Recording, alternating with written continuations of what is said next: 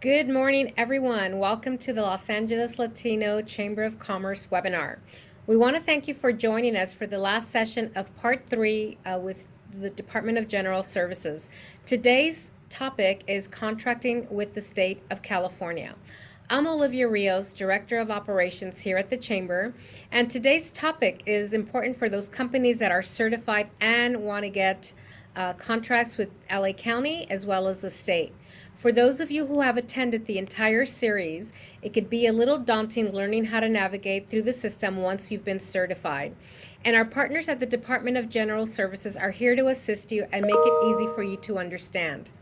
With the session being recorded, you can watch today's session that will be available on our website by the end of day today. If you missed part 1 and 2, those are also available now, also on our website. And because this is our last webinar, we'll be raffling a $100 e-gift card for Amazon, but you must stay to the end to be eligible. There's billions of dollars being awarded every year to small businesses, and our experts are going to give you a couple of tips, including the existing state contracts that are available, the do's and don'ts of bidding, acquisition methods, and more. So I'm really excited to be here with you and learn from our experts on how to level up your business. Unfortunately, our chairman, Daryl Salcedo, won't be joining us today, but he knows you're in good hands here with our partners at DGS. But before I introduce our speakers, I'd like to share a few housekeeping notes. Please mute yourself so that we can listen to our presenters. You can ask questions in the chat room. Someone will be monitoring the chat room after every session. If you are taking pictures and posting on social media, please tag us at our Instagram, which is at Latino Chamber LA, at DGS Business Outreach, and most importantly, be open to learning.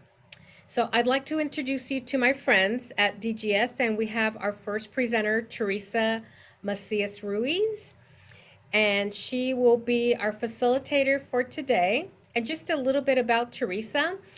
She is the bilingual business outreach liaison at the Office of Small Businesses and Disabled Veterans Business Enterprise Services for the California Department of General Services.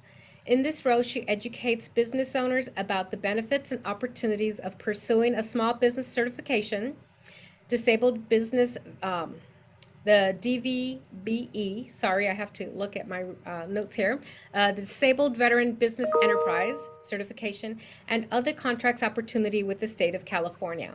Teresa also translates into Spanish many of these resources. For many years, she worked as a substitute teacher at the Washington Unified School District in Sacramento, and she holds a bachelor's degree in Science of Administration from Sacramento State University. And Teresa, if you can come on, please, and introduce our other guest. Thank you, Olivia. Yes, and hello everyone, and welcome to our last of this series, not the last forever, but just for this little time that we have with you guys, contracting with the state of California. And again, my name is Teresa Macias Ruiz. I'm joined here with by my coworker, Jermaine Carter-Gibson. We're both business outreach liaisons with the Department of General Services. And we work specifically with the department, with the Office of Small Business and Disabled Veteran Business Enterprise Services, or OSDS. And during this presentation, as Olivia mentioned, you will learn about bid opportunities, the various acquisition methods, existing state contracts, and other information. Jermaine is going to guide you through the webinar.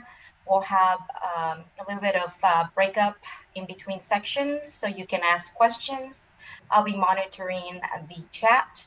So if I figure that one of the questions is important for the rest of the group to hear, then I'll just wait until the break to ask the question. And with that being said, Jermaine, take it away. Awesome. Thank you. Good morning, everyone. Thank you so much for joining part 3 of our 3-part series, contracting with California state government. Again, my name is Jermaine Carter Gibson. I will be leading today's webinar. Here's the email addresses for both Teresa and myself for contact information moving forward. And so basically over the first two webinars, we've kind of gone into certification. You've gotten yourself certified. We've gone into updating your profile. You've got your profile nice and robust.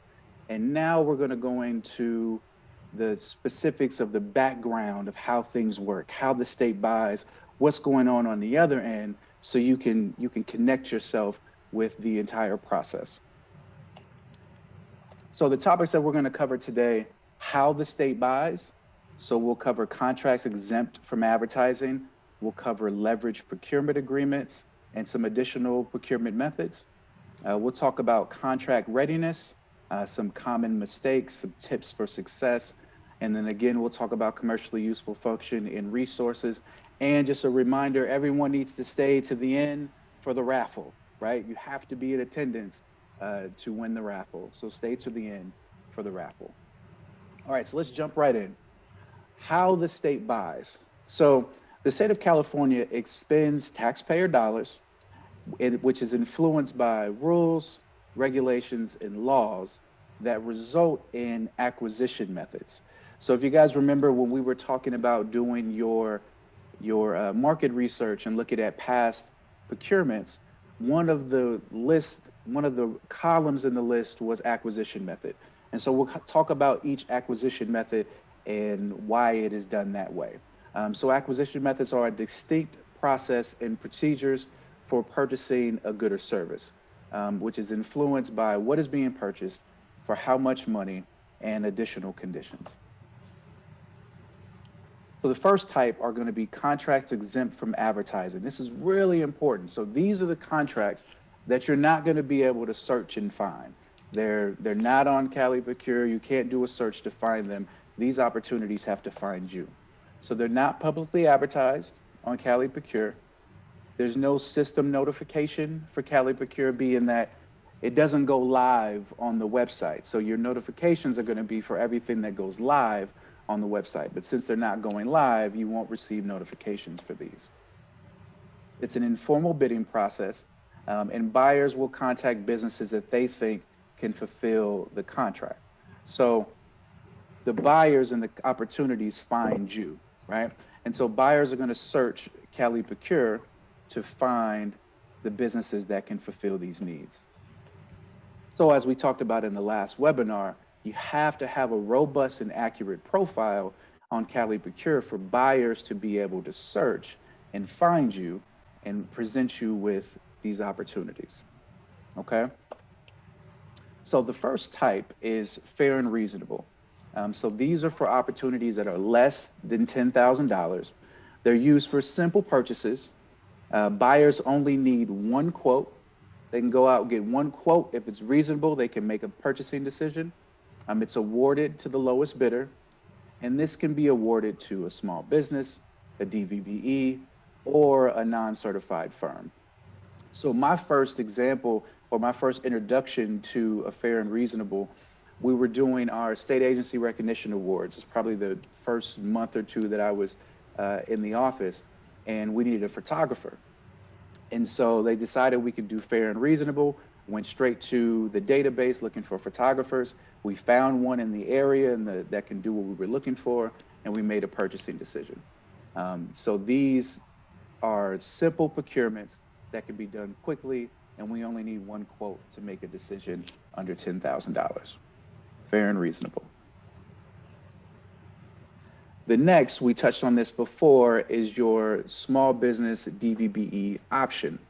So these are for procurements from $5,000 and a penny up to $250,000 minus a penny. Or if it's in the public works arena, it can be up to $333,000. The difference with this from the last one is only certified firms, so certified small businesses or certified DVBEs are eligible. This does require two quotes from either two SBs or two DVBEs. You can't mix and match. So I can't get a quote from one SB and one DVBE and make a decision. I have to have at least 2, and the award goes to the lowest bidder. So this is used a lot. So we're trying to encourage departments. There are departments that have first policies that use this SB-DVBE option. We just got the CSU system starting to use this policy as well. And so we want procurements under 250,000 or up to 333 in public works to go to the SB-DVBE community first before they go out to the public. So we're trying to really utilize this purchasing method. All right, and emergency purchases. Now, we've been in emergency times now for a while. So let's give a definition of emergency. So an emergency purchase is defined as a sudden, unexpected occurrence that poses a clear and imminent danger requiring immediate action to prevent or mitigate the loss or impairment of life, health, property, or essential public services. So I want to give you the definition because when we're in emergency times, then we can bypass some of these established systems and make emergency purchases. So departments may contract for emergencies regardless of dollar limits, but must adhere to the processes applicable to the classification of the emergency. So emergencies would be like wildfires that we're experiencing really all over the state. We have some heavy ones in Northern California right now. Obviously health emergencies like COVID. So we're looking for all of the things that are needed to address these emergencies. So if it's wildfires, we're looking at debris removal. We're looking at food and water for the firefighters. We're looking at porta potties for the work scenes, right? If it's a health emergency, we're looking at masks, ventilators. We're looking at when we needed additional beds, all of the things that can be purchased in an emergency. Now, what we're trying to do now is that we understand that these emergencies happen and they're kind of predictable, right? And we're trying to get in front of the emergencies because what was happening in the past is when you have an emergency, we have to buy things quickly. And going through and searching the DVBEs and SBs, it was a cumbersome process. So it was easier to just go to big firms. We know they can do it. We know they have the capacity and we'll get it done quickly. Please mute yourself if you're unmuted. But now we're anticipating the emergencies. And so we want to get firms that can respond to emergencies in given areas and create a registry so that we can vet those businesses, have them ready to go. And then when an emergency happens, we can go to the registry and make a purchasing decision with an SB and DVBE so they don't get overlooked in these procurements because billions of dollars are being spent to address some of these emergencies. So if you're interested in doing emergency work of any kind, you can either contact the advocate of the department you want to work with. You want to be prepared to perform work in unusual and unexpected circumstances and without a written contract. So if there's a wildfire that happens in your area that you can provide service and they need you that day, you may get a call, we need you here, and right, it wasn't pre-planned, there may not be a full written contract, but we need you available to do the work. So if you're on the registry, you have to be mentally prepared to take on projects like that. If this interests you, we want you to email SB-DVBE emergency registry at dgs.ca.gov. That's SB-DVBE emergency registry at dgs.ca.gov to be considered for DGS emergency procurements. And we'll get into the registry. Okay, this is our first pullout for Q&A. Are there any questions about anything that we've just covered? Yes, we do. First one that came in is, could you confirm Jermaine's comment regarding SB DVBE under 250 spending, getting CSU on board? Yeah, so the CSU system, the procurement officers are starting to go live with the first policy. And so basically, they're looking to procure directly with certified smalls and DVBEs. Now, I was just talking to a representative from CSU in San Diego last week. They're looking to go live next month. So these are slowly rolling out for each campus, but they're going to be going to SBs and DVBEs first before going out to the public. Thank you. We do have another one. How are prices for emergency contracts determined? How are prices determined? So in emergencies, right, the things need to happen quickly. So in the registry, there's going to be a range, just like we'll talk about leverage procurement agreements. There's going to be a range, a reasonable range for the pricing of these goods and services. But at the end of the day, when the state needs them, they need them, right?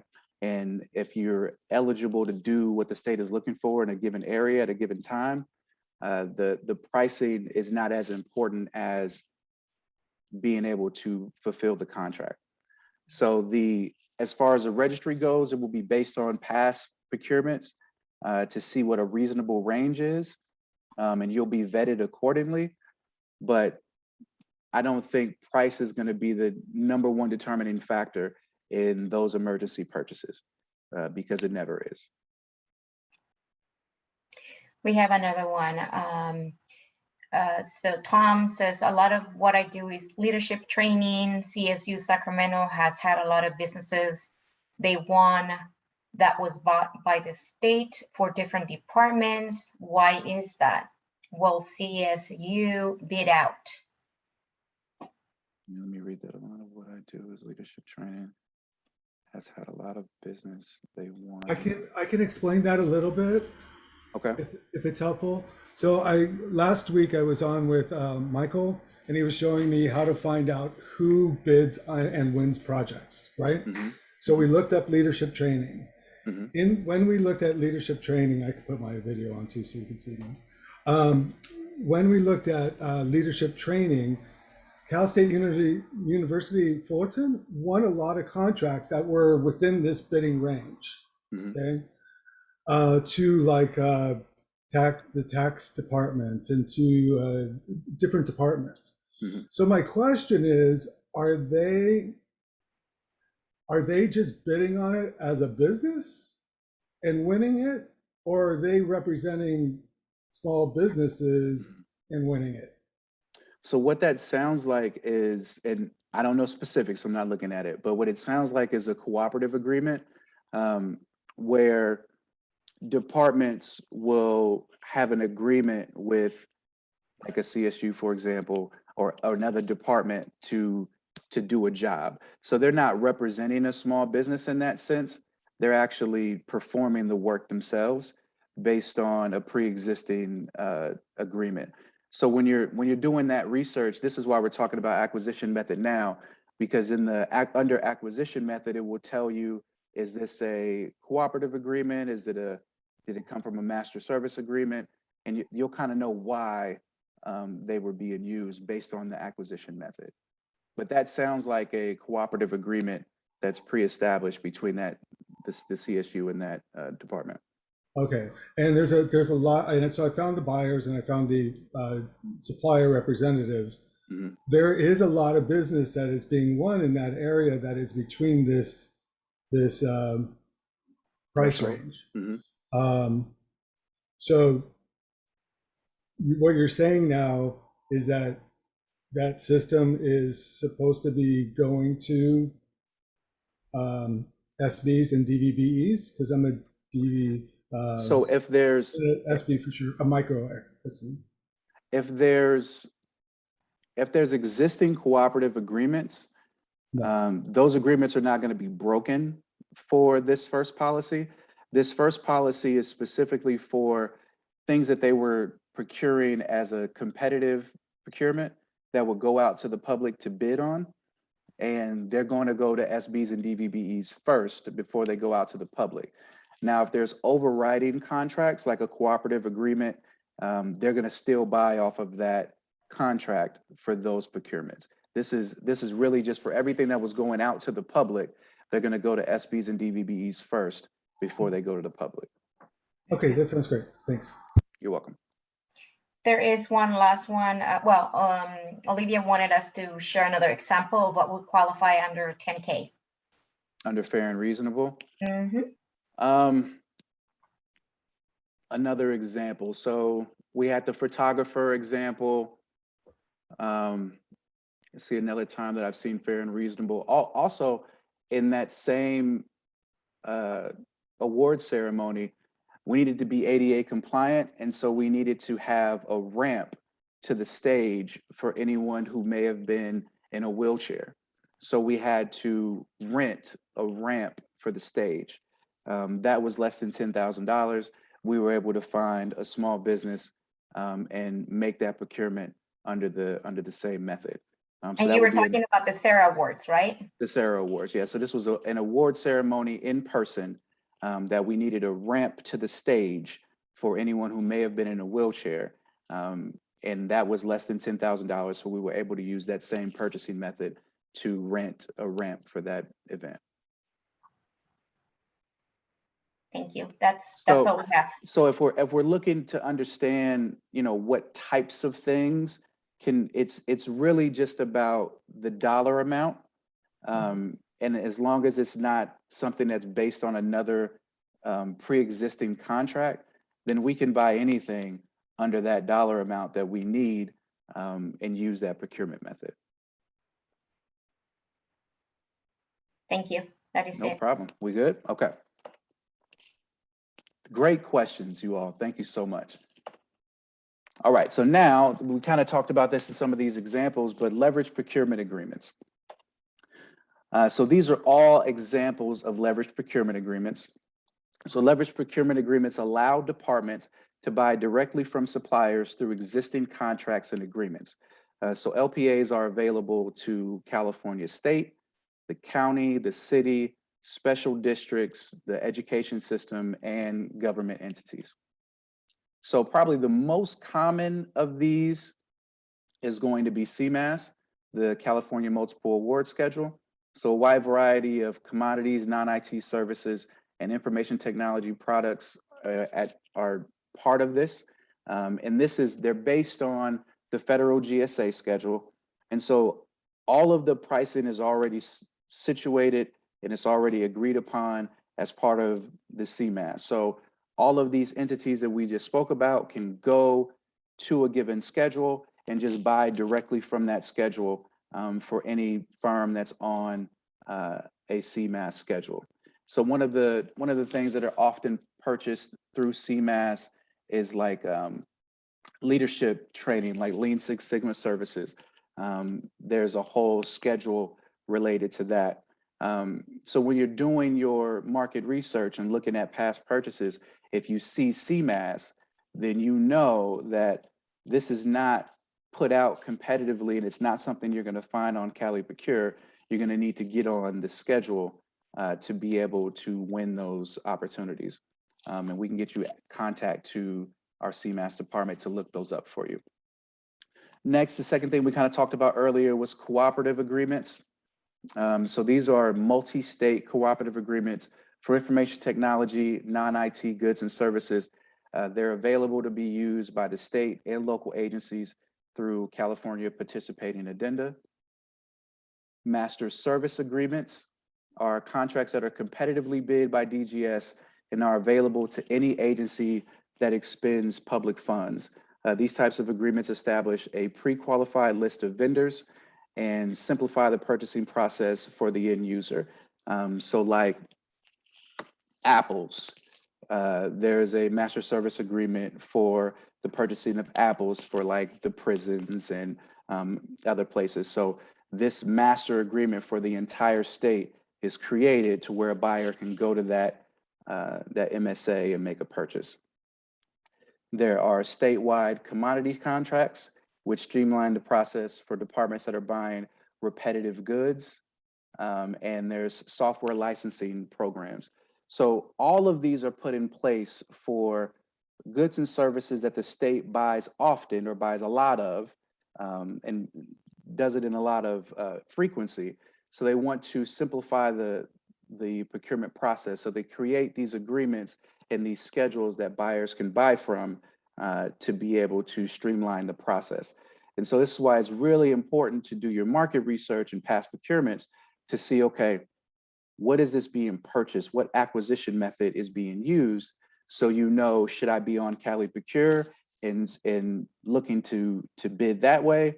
Or should I be trying to get on a given schedule to be able to have access to those procurements? And that's going to be based on the goods and services that you provide. For more information on these LPAs, you can visit dgs.ca.gov/PD-LPA.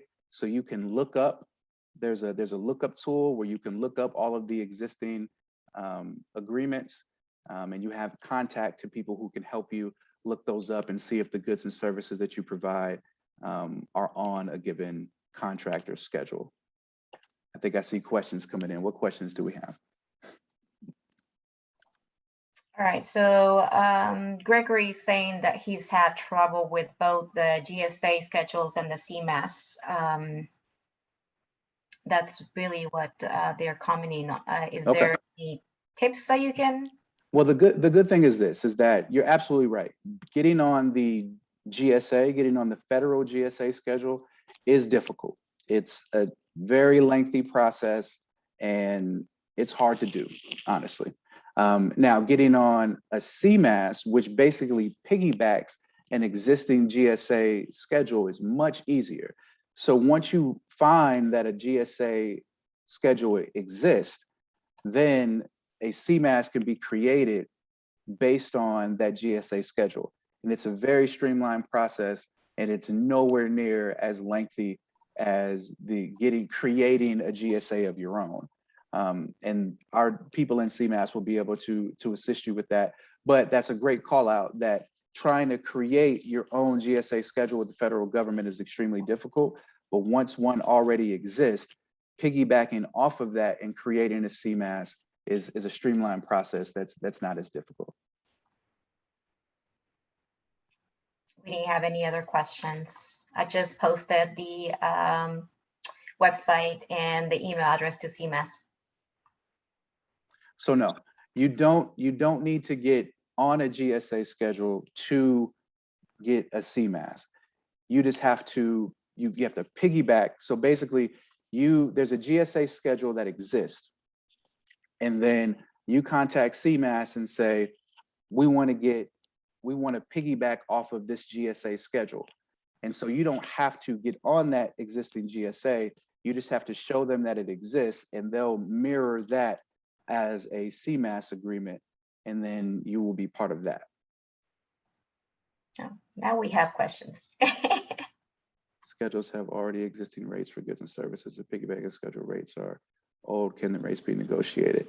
So the rates are included in the existing schedule. If they can be negotiated, will be based on the time frame, and CMAS will be able to give you those answers. Typically, the rates are going to stay the same. The rates have already been pre-established, and to piggyback, typically the rates will be the same unless they're blatantly outdated, and the CMAS department will be able to make those decisions. Gregory finds it hard to believe. But I don't believe it works the way you explain. I've tried in the past. CMAS did not want to work with me. Okay, I understand. I assure you this is how it works. So I would definitely encourage you to get in contact with CMAS again, and they will be able to walk you through the process. In this webinar, we have to be high level with each and every step, but that's how it works, and they'll be able to help you the rest of the way. Right. We're not the experts on CMAS. I mean, we have a department that deals with the specifics. And piggybacking is not like being a sub. Piggybacking just means that instead of creating your own federal GSA, there's already one that exists. And so we're going to use what exists to create a CMAS schedule. That's all the piggybacking means. We're just taking what already exists and we'll create a CMAS based on that. Okay, then I'm a little confused on, okay, what's what schedule are we talking? What schedule? And when you say creating a GSA, creating a general service agreement, isn't that where you win a contract, or am I wrong? No, so a GSA schedule is a federal contract for the federal government to purchase goods and services off of this contract, Okay. right? And so if you want to sell those same goods and services to the state will create a California multiple award schedule. So basically a schedule is just a list of companies that can provide goods and services at a given price that are based on the GSA schedule. And now the state can buy off of that schedule, because the state doesn't buy off of the GSA schedule. So the schedule is actually a list of companies that you can buy from, but exactly. you have to be approved. Exactly. So some of the wording is weird, just like solicitations are called events. Why are they called events? Why are these called schedules? But it's really just a list of companies that have agreed that they can provide goods and services at a given price, and the state can buy off of that. Now that I understand that, you have to go to that specific area to get approval to be someone they'll buy from. That's correct. So like when I go to CMAS, I'm getting approval for them to buy from me for leadership training. Correct. Okay. You can buy from me. Yay. And it's not just the state. So once you're on a CMAS, the cities and counties and the CSUs can all buy off of those agreements as well. So one of the leadership companies that we were working with, the state wasn't buying those services, but the schools were. And so they had a relationship with the schools. They just needed to get on this CMAS so that the schools can buy off of the schedule. And then they made a ton of money. So all right, I will contact them today. There you go. We did have a couple of more, sorry. Esmeralda said that as she understands it, piggybacking helps streamline the contractual vehicle to get those goods and services delivered to the county or state. And I believe that's, I think that should be it. All right, let's move forward. Great questions, great call outs. Thank you all. So now when you're looking at the opportunities, there's going to be different acronyms, and we're going to explain what they mean. So one, request for quotation. So if you see RFQ, this is the most common informal competitive solicitation. It lists the needed items, the quantity, and the price. The dollar threshold is typically between $0 and 100,000. This is pretty straightforward.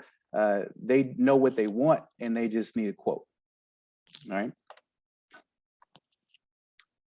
The next is a request for information.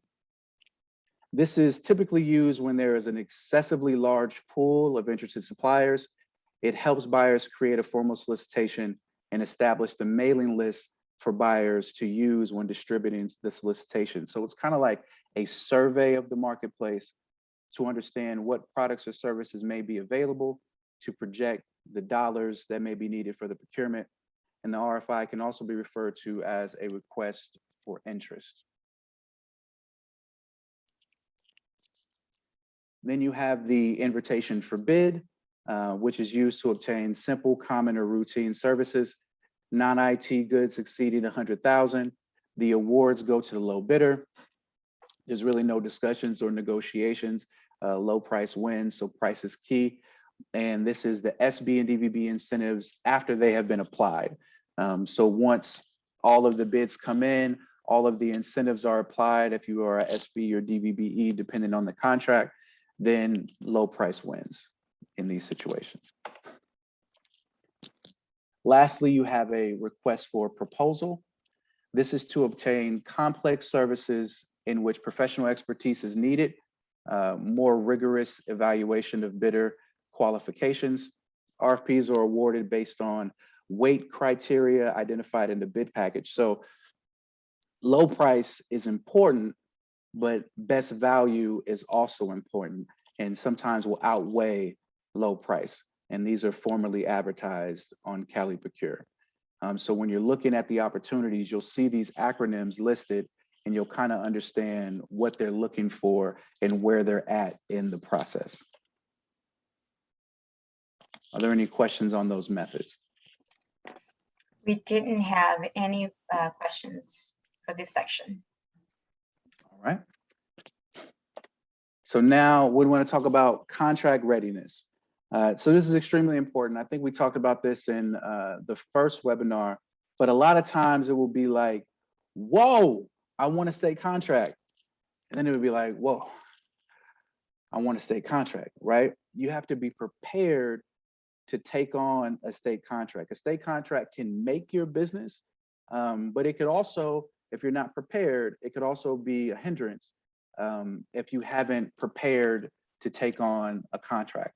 So these are some questions that you want to ask yourself. Can I deliver on this contract? Before even bidding, you're reading the contract. Can I actually deliver on this contract? Do I meet the given requirements, right? Because bidding and the whole process takes time. So if you're reading it and you know, I may not have this or that that's asked for, it's probably not something that you would want to bid on because that's going to take a lot of time. And then you're going to be considered non-responsive because you haven't met some of the requirements. Do I have the financial capacity? Now, based on, let's go back. Based on the Prompt Payment Act, say that 5 times, you will be paid within 45 days of a non-contested invoice. What that means is the state's not going to pay you up front. The state doesn't do deposits. So you're going to do the job. You're going to win the contract. You're going to do the job. And you're going to have to float the materials that you're providing or your employees or all of the costs that are associated with this contract up to 45 days after you submit your invoice. So you have to ask, do I have the financial capacity to make it through until payment, right? This is a serious question that you have to ask. And if that's not the case, then you want to look into getting financing, you want to look into loans, credit, you want to look into ways that you can secure your financial stability to get you from winning the contract all the way through to payment. And then to determine your eligibility, can you meet the evaluation criteria? These will be written out in the solicitation and is really important. So past performance. If it says that you have to have had experience with state or local government, if you don't have that, they're going to throw the bid out, right? Required experience and skill set, production capabilities, all of these things have to be met before you go through the process of bidding. Lastly, one of the things that we like to highlight is keep your SB and DVBE profile information up to date to ensure you receive important information. So if your email addresses have changed, your business addresses, phone numbers have changed, you want to make sure that you keep your information in the system up to date so that we can contact you for an opportunity. You don't want to miss out on business opportunities by letting your SB and DVBE certification lapse. It is up to you to manage the dates of your certification. So your certification lasts for 2 years. You can recertify 90 days prior to the expiration of your certification. So you want to make sure that you keep your certification up to date because they will check, right? And if this is a SB DVBE option, first thing we're going to do is look and see if you have an active certification. If your certification is lapsed, then you don't qualify for this purchasing method. So you want to make sure, also we want to make sure that you are licensed and insured for all of the relevant license and insurance that you may need for the goods and services that you provide. So all of these things, asking yourselves these questions along the way, putting these things in place will put you in a much better position to win contracts and opportunities.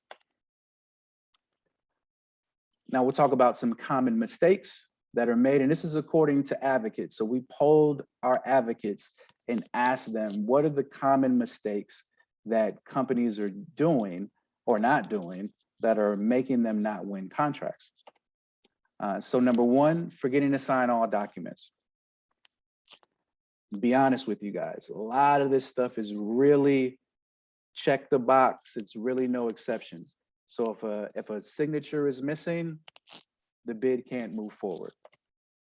Forgetting to return all requested documentation forms. If all of the forms that are requested are not submitted in your bid, that automatically disqualifies you. Not responding by the deadline. We talked about how to find the date and time that the bid has to be in by. If anything comes in after that date and time, it's not considered. Ignoring historical information available for pricing. So the question a lot of times is, how do I know where to be competitive in my pricing? Well, you've got to do your research and see, well, they've purchased this in the past for how much?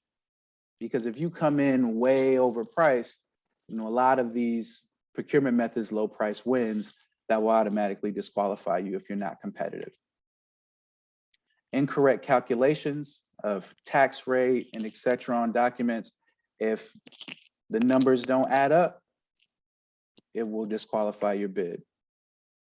Leaving out required permits, licenses, or bonding. It's going to be outlined in the procurement what is needed. If a permit or license or bonding is needed, leaving those required documents out or having those levels that are required can automatically disqualify you. Substituting items without consent of the issuing department.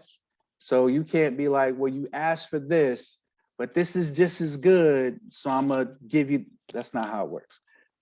Now, if there's a situation where you win a contract, extenuating circumstances happen and you need to substitute, you have to get approval from the awarding department to make any substitutions. And that's including substituting your subcontractors, that's including substituting what you're delivering, and in terms of goods, all of those have to be pre-negotiated and approved by the issuing department.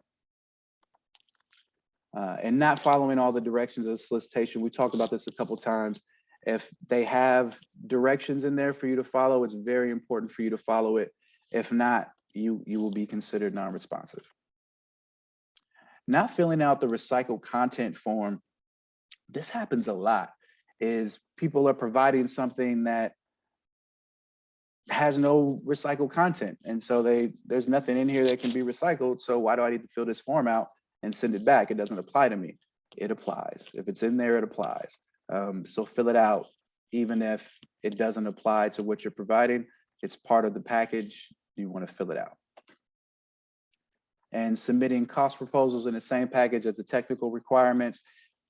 That's part of the solicitation that will tell you what to submit, where and how. So make sure you're following those instructions. And some additional tips for. I have a quick question on that. Sure. So can you,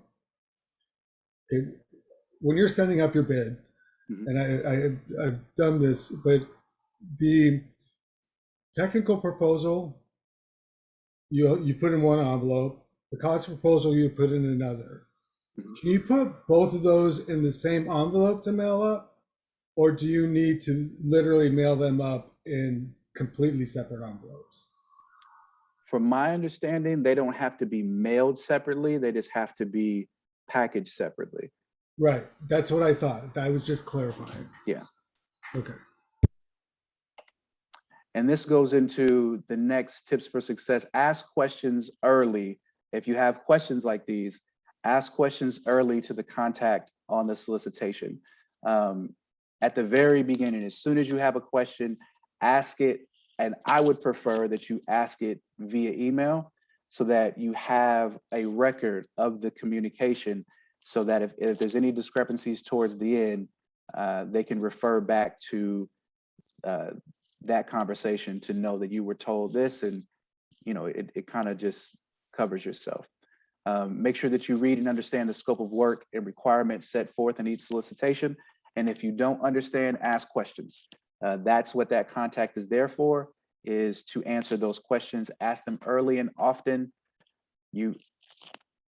It seems like a basic thing, and it seems like, but please ask your questions early and often. There's so many examples of where I wasn't sure and I didn't ask until the very end, and then it got up to the deadline and then it didn't work out, right? When they should have been competitive in that opportunity.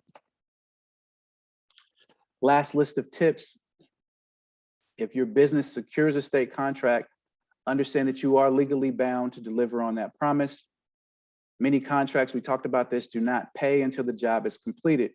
For example, if you see the words lump sum, that means the invoice will be paid after the project or that phase is complete.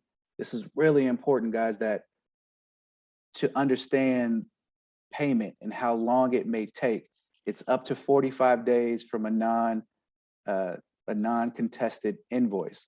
That's really important to know going into it, so that you can prepare financially ahead of time to be able to fulfill this contract.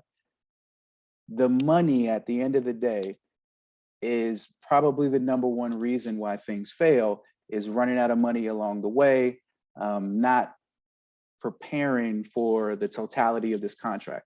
I know I keep banging it and talking about it, but it's really important because we've seen it negatively impact businesses in the past. All right, are there any questions in relation to contract readiness? That's towards the end of all the new material. So if there's any questions that we've had along the way before we do some recap, I want you guys to ask them.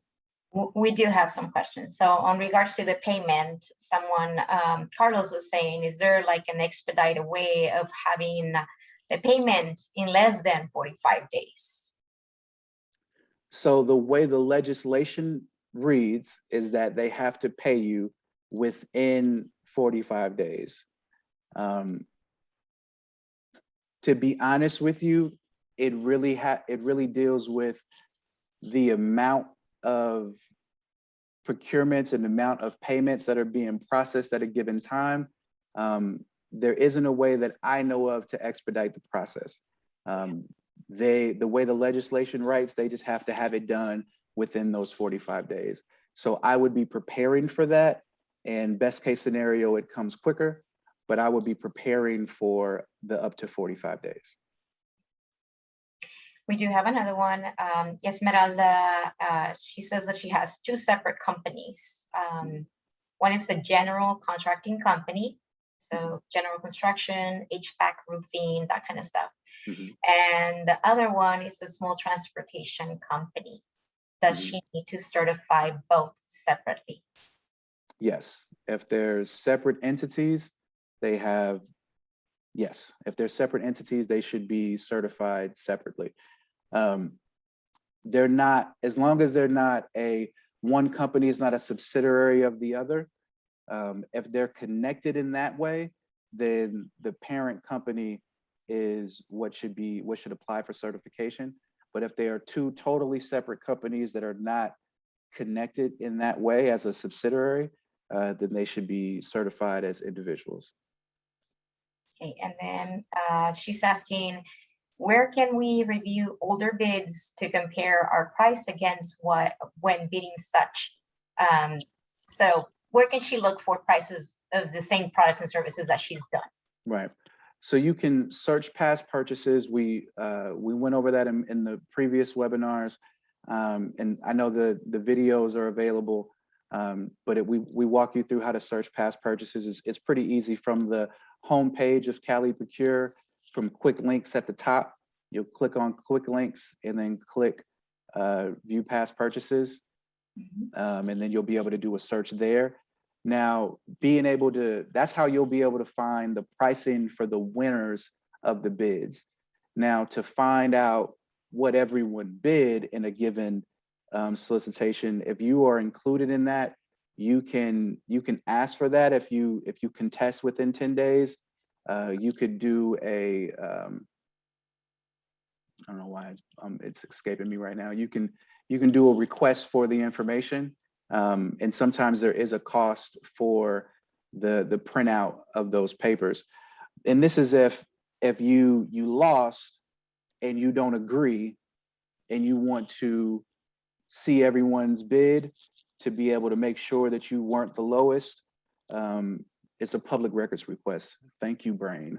Public records request, you can request to see the actual bids of others. But if you're just looking for who won to find pricing, doing the past purchases search is the best way. Right. And again, we have one more. Do you have any tips for small business, certified businesses that to weather out the 45 days without payment? Since they don't have, maybe they don't have pockets, you know, small companies don't usually have the funds that a prime may have. So GoBiz is a California department that has grants for businesses. We're going to cover some additional resources of like the SBDCs and whatnot that can help you in finding access to capital. We have seen, once you win a contract, being able to take the contract to the bank to be able to get a loan, because you have a written contract with the state of California for these goods and services. So that's something that you can look into. Business credit is something that you definitely would want to establish to be able to float your business from winning of the contract to payment. There's a lot of different ways to get access to capital to be able to float your business, and those are a couple. Right, and then I think Leticia has her hand up. So if you want to unmute yourself and ask the question to your mate, because I can't see your question. I'm sorry. Yes, I had a question. We've been in the medical and dental field for 40 years. And with knowing that the variants of the different COVIDs that aren't going away, I wanted to see if I can get contracts from the state to be the COVID testing for the different variants in different federal buildings, because as we know, a lot of people don't want to get vaccinated, but they are okay to get tested twice a week or every week. And I want to get contracts to be part of that. And I'm ready for that, because with the businesses, we're ready for COVID testing anywhere we go. Got it. What I can tell you is what we've been told is that the procurements in relation to COVID of everything that they need have been procured so far. We know that the variants are increasing the rates and we may need more. I would recommend sending an email to that emergency registry email that is, I believe it's still in the chat, to let them know what you do. We used to have a landing page for COVID related, mask and testing and all of that. But that hasn't been used because the state has pretty much procured what they need. But as these spikes happen, we're probably going to need more. So I would start with that email address and let them know what you're looking to do. And those would be considered still emergency purchases. So they'll probably start there when looking for new vendors. Correct, because we are in the lower income areas. We're a minority business, and we are in the areas where people are not vaccinated, but they do work in different state government buildings. And I just want to be able to see if I can bid and get into those. Absolutely. Absolutely. Okay, thank you. You're welcome. Yeah, we do have, hold on. Somebody mentions about going to the state, and yeah, that's up to you guys, because it is the law and we can't change that, right, Jermaine? It's you guys that can do that kind of stuff. There was another question. Sorry, I lost it. About the 45, about the prompt payment. Is it 45 business days or calendar days? These are calendar days.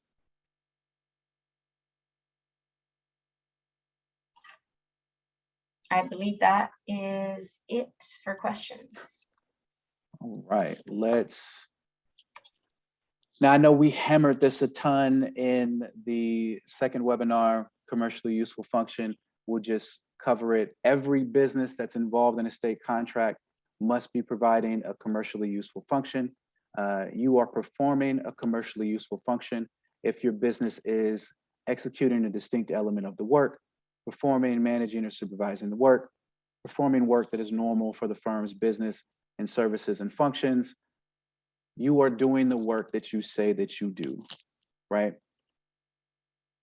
Your business does not perform CUF if you are an extra participant in a transaction, contract, or project through which funds are being passed in order to obtain the appearance of a SB DVBE participation. Like the example we gave before, if I know how this thing works and I certify a business and I bid on a plumbing contract for $50,000, and then I subcontract it out to you for $40,000 and I keep 10 just because I found the contract and bid, I'm not doing a commercially useful function. I'm just a passer through company, and that is not allowed.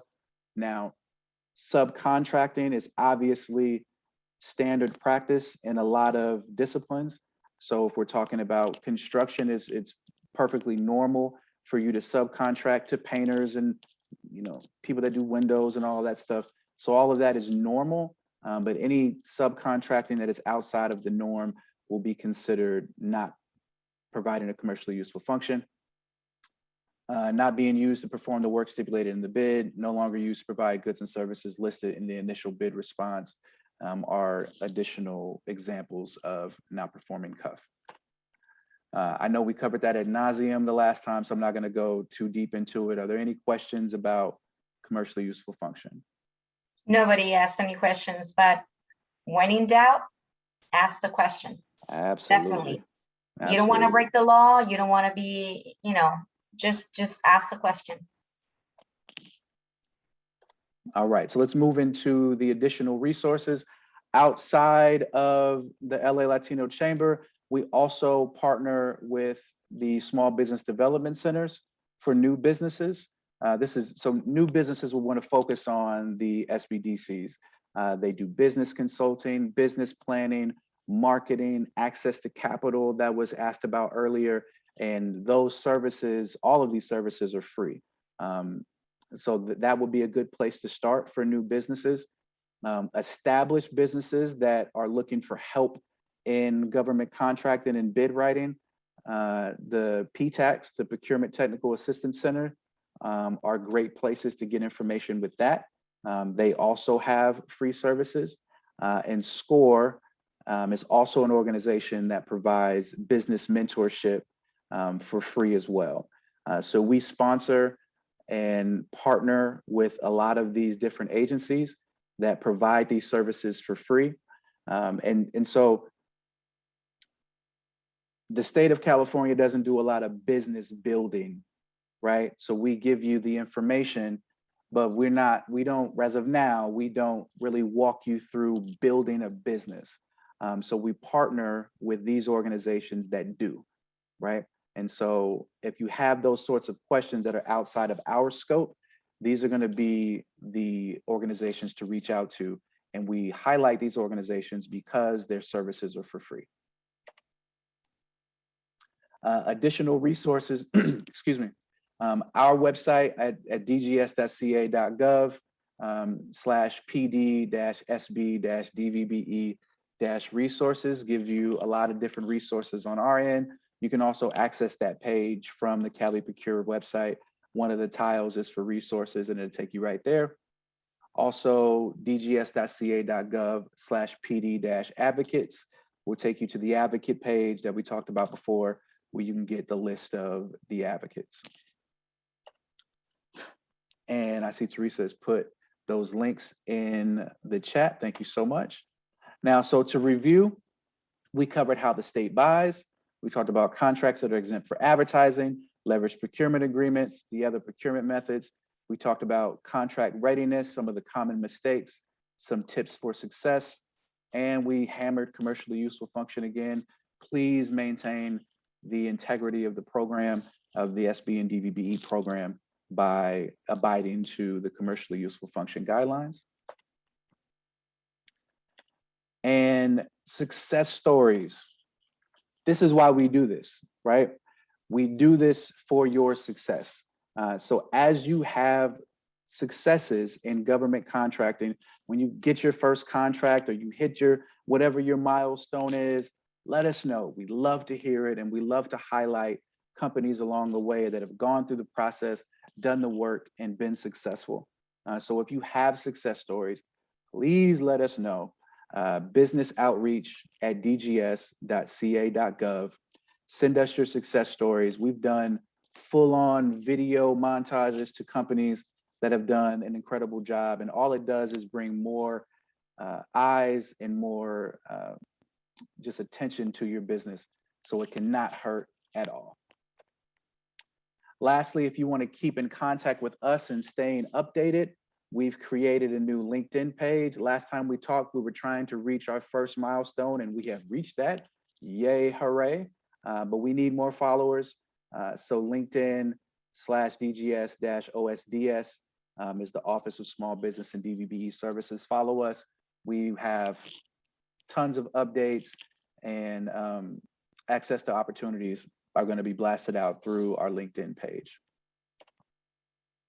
So now, if there are no further questions, we're going to open it up for questions, and then I'm going to pass it back to Olivia to finish us off. We have a question. Where do we search to see if my business is needed? To see if your business is needed. So first, you want to figure, I need to know the goods and services that you provide.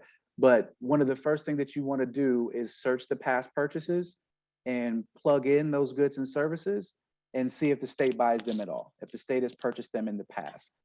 If they have, you'll see the departments that buy them, and that's where you'll want to start in your promotion to the state. Yay, thank you for the follow. Dr. Tom, thank you. Any other questions? No other questions. Thank you, Jermaine. All right, again, this is the business outreach at dgs.ca.gov. Mailbox, dgs.ca.gov/PD is our webpage. And I will stop sharing and hand it back over. Olivia. You're muted, Olivia. Olivia, you're still talking on mute. Got it. So thank you, Teresa and Jermaine, for a wonderful session. I'm kind of sad this is ending. I know we have a lot of work to do to help our small businesses, and I hope everyone went away with, something new. Your questions are important because sometimes it's the question that you don't ask, or that you do ask that others don't. And your participation is helpful. So as we mentioned this earlier today, this session is being recorded. It will be available on our website towards the end of the day, and you can find them at lalcc.org/webinar-series. And also on that same page, if you weren't part of session 1 and 2, you can find those recordings there. But before we end, I'd like to make a few announcements. In September, we'll be hosting a webinar, our workman's comp insurance with Zapanta and Adler Law Firm. In October, we're partnering up with Google and US Bank on access to capita and loan accessibility. And that's a 2-part series. So the first one is starting October 12th. We're finalizing the date on the second workshop. And thirdly, we invite you to attend our annual golf tournament, our 7th annual golf tournament on November 19th. That link will be available shortly, probably I would say next Monday. And then lastly, let's not forget the reason you're here is for that e-gift card. And I'm inviting Jules Martinez Hurst to come on screen and do the raffle for the card and announce the winner. I'm excited. Yeah, this is cool. Jules, if you can unmute. Okay, here we go. Sorry. And let's spin.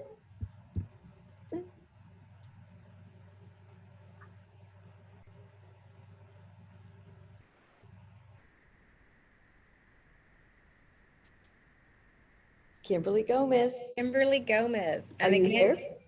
yes, she is. She's actually one of, if I have the correct Kimberly, she is part of our Avanzar program. Wonderful. So give us about an hour and then you will receive it. If you don't get it within an hour, you can contact Olivia. Okay. Congrats. Yeah. Wow. And real quickly, my phone number, you could reach me here at the office, which is 213-422-9019. And Kimberly, if you're on, can you show your pretty face?